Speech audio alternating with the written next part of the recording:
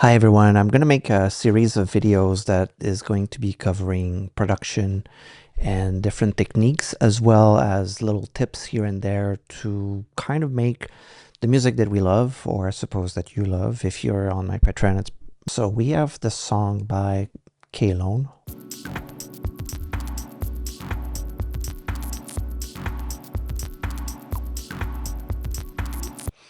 One of the things that we love in this track, or I love, is that there's multiple textures, and while the track is extremely simple, there's different things in here that keeps me hooked to it, and that's mostly because things are moving. And sometimes in electronic music you can have a very simple thing, but if you have in the back something that is just slightly moving, it gives the illusion to the listener that the simple loop is magically grabbing their attention. And there's different ways to do this. So first of all, I'm going to load up a texture in here. I'm going to bring it over here. And this texture here,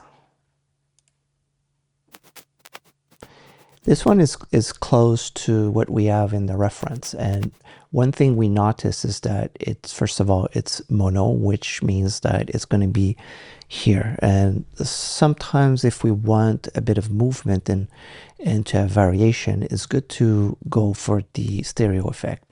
In the reference track,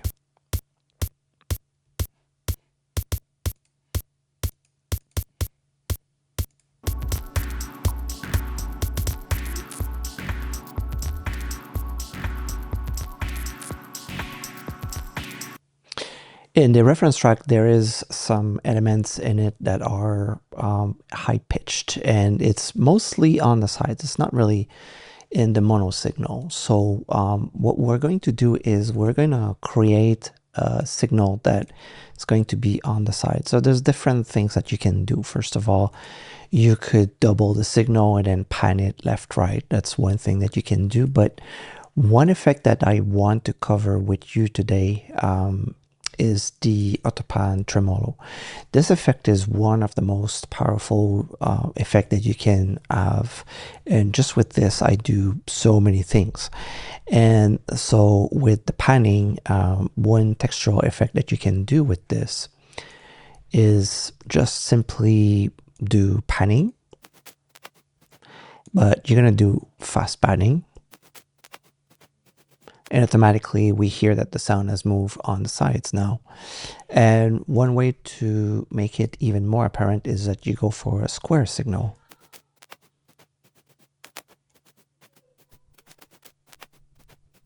Right? And then play with the shape a bit. That's going to be more with this one.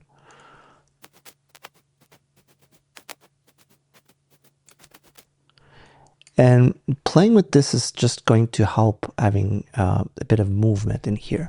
One thing that I like with the auto filter is when you switch it to the high pass here, you really get that accentuation on the highs, just like in the reference. But the thing that I wish there was with the auto filter, and this is something that I love in the analog world, especially on modular, is to be able to treat independently the left, right. So there's a way to do this. So first of all, I'm going to group this, and I'm going to create a macro. So I'm just going to duplicate this. This one's going to go right, this one's going to go left, and then there are going to be slightly different. So on this one, what I'm going to do is I'm just going to get like a little bit of texture by having a bit of saturation here, and I'm going to go in the render, add a little bit of LFO movement, and I can go fast, slow, whatever fits your boat, just go for it. And the other one, I'm just going to go do the same thing, and I'm gonna do this as well, and a different speed. And I'm going to do also saturation, but I'm going to get a different model. So what's going to happen now is that the filter is going to be, well, there's going to be a filter on the left and on the right.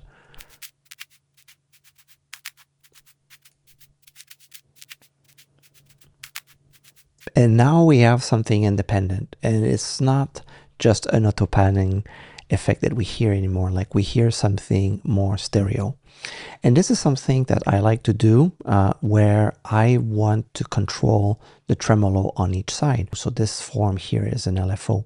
But let's say I want to do something a little bit more funky than that. So what I'm going to do is I'm going to keep it like this. I'm going to switch it on tremolo mode. And again, what I'm going to do is I'm going to bring one before or after, doesn't really make a difference.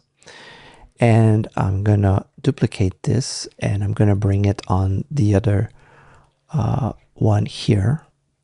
And now this one I can change like that. So now the tremolo is going to be much different, right? So, well, it's going to be sort of a tremolo, but it's going to be like an auto panning, but it's not going to be totally synchronized. And with the auto filter, that we're going to get a super nice effect.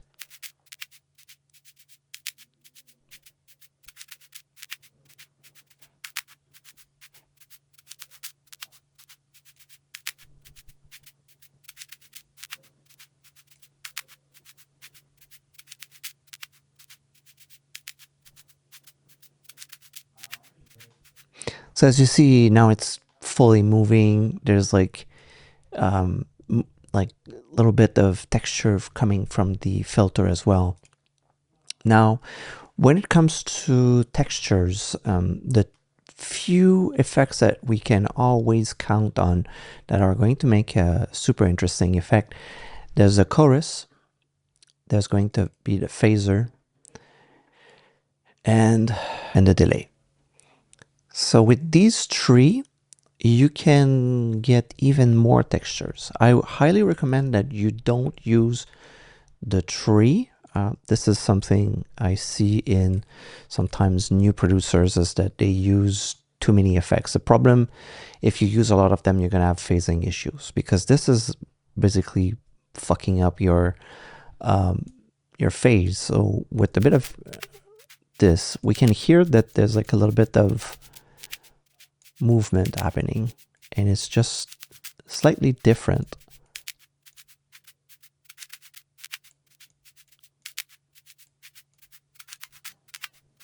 And if you play with the feedback, you get these like nice little, sometimes like bings. And yes, you could maybe put them one on the left, one on the right, but it might end up be messy if you do that. So I highly recommend that you keep it on this. The difference with the ensemble is a different feeling. The vibrato is also like a pitch shifting. Speaking of pitch shifting, you could get the shifter as well.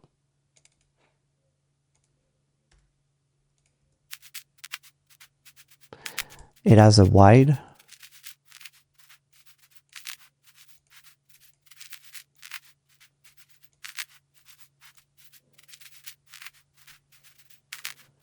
I honestly love this one. I find that it brings like a bit of thickness to it. And the phaser is going to be slightly different as well.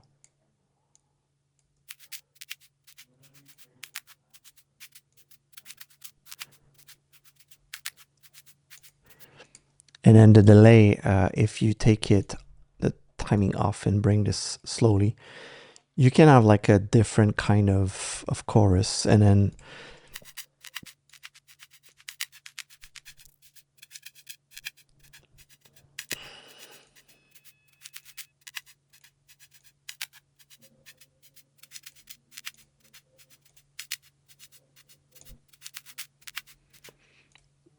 because chorus is basically a delay and it's just very short, and this is what's happening.